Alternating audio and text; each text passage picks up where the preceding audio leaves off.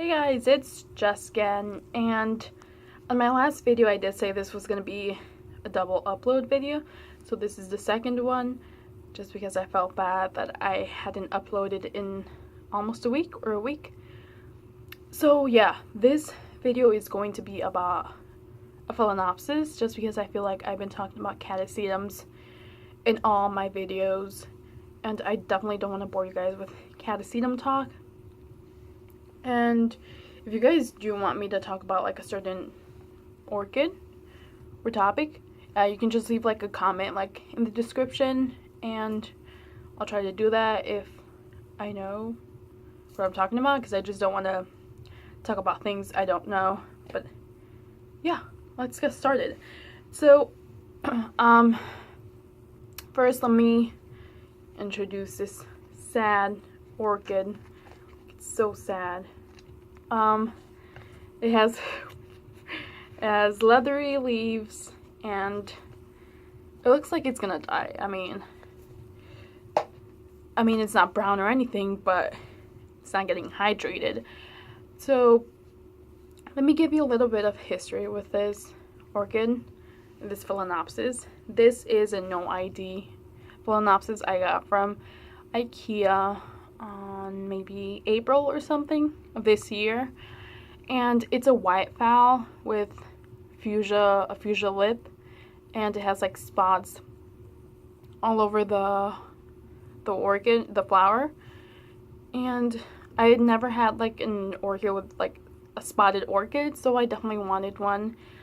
And I checked the roots here, like on the inside the clear container, and they looked awesome. They were like big, they were green, they didn't look brown, so I got it and I was really happy. And when I unpotted the orchid, it wasn't in moss, it wasn't even in bark or anything orchid related. It was in soil, like regular potting soil. So that's like a no-no for any orchid, especially things like Phalaenopsis, because they do like an airy media. So I unpotted that, and I then noticed that the roots weren't that good. Like all the green ones I saw, the big green ones I saw, they were just green, but they were kind of like, they weren't rotted, but they were definitely dead, but they still looked green. And there was nothing like in between the inside the actual root, like skin, and I think it's the velamen, the actual root, like inside. There was like nothing in there, because usually there's like if you cut it, you know what I'm talking about, right? Like what's like makes the root like stiff, not like soggy. There was like nothing in there, so it was just a shell and the velamen. And I had to cut most of the roots. I maybe got like 3 roots left, and at that time I was experimenting with full water culture. So I was like, hey, all my orchids, all my Phalaenopsis are doing great in full water culture. This one's definitely gonna do great. It's gonna put out more roots, and it's gonna put out new leaves, and it's gonna be amazing. And it wasn't amazing. Once I put this phal in full water culture, all the roots died except for one. So I'm like, okay. I was like, this happens, roots die. I was like, I'll just leave the orchid itself in still full water culture. And that little root left didn't do anything. No new roots came out, and the orchid was just drying up. It was wilting, and I felt like there's nothing I could do, so I neglected it. I put it in my north facing window in my dorm, and I only get, I guess, light. It's not even bright light, and no actual sunlight comes in, so I neglected it, and I put it in that window. I'm like, okay. I was like, if you don't love me, if you want to die, I was like, I'll make it easier for you. So I neglected it. It was still in full water culture, so I didn't water or anything. So then when I moved my setup, I did feel bad that I hadn't taken care of it because I really do like the flowers. So I was like, okay, this is my last attempt. I'll put you in bark, which is the first layer right here, and sphagnum moss.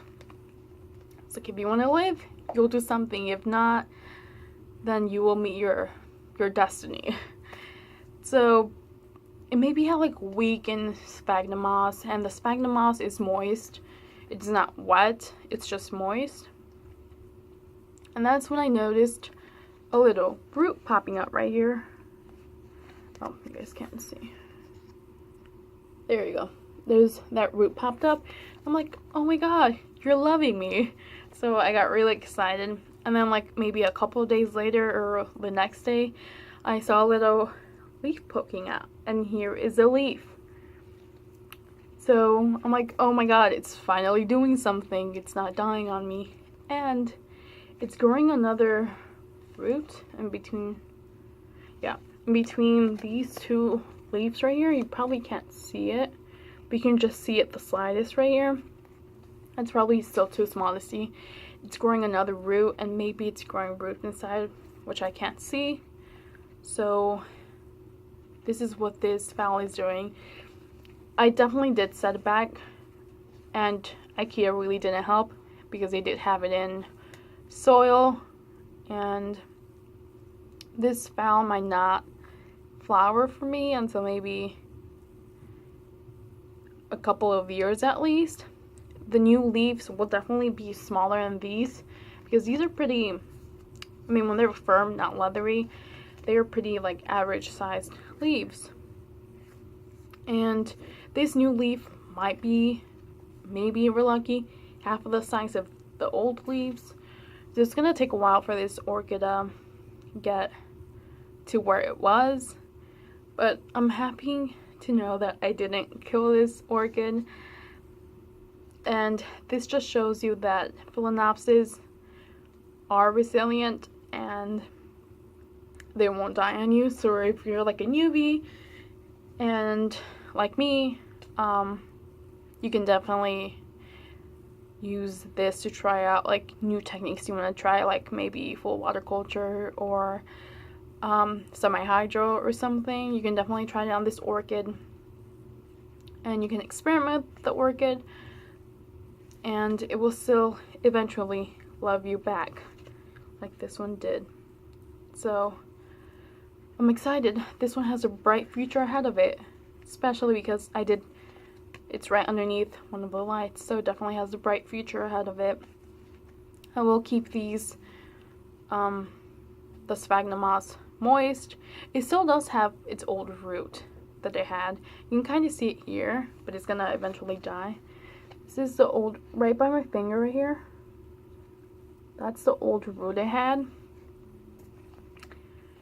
But yeah, it's not, the old root's not doing anything. I am going to fertilize it normally. I'm not gonna give it any special treatment with it. I mean, it survived what I did to it, so it's definitely gonna survive fertilizing, especially because the fertilizer can only help. But yeah, that's what's been happening with this orchid, and I'm very happy that, once again, that I'm not killing it, even though these leaves look really floppy and really ugly. I think these leaves are in the point where they're not going to return to any firmness. They're just going to be floppy, leathery leaves. Eventually they will drop once the orchid has enough. Yeah, so that's what's going to happen with this orchid, and I'll also keep you guys updated on this orchid.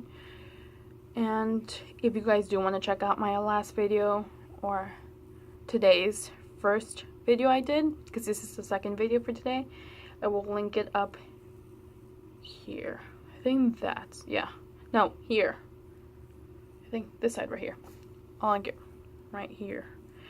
So you guys can go check that out. That one is about catasetums. Sorry if I'm boring you to death with catasetum talk. But like I said, if you guys do want me to talk about a certain topic, leave it down in the description, and I will try to get to it as fast as I can. So If you guys did like the video or enjoy it, please leave a like. Thank you guys.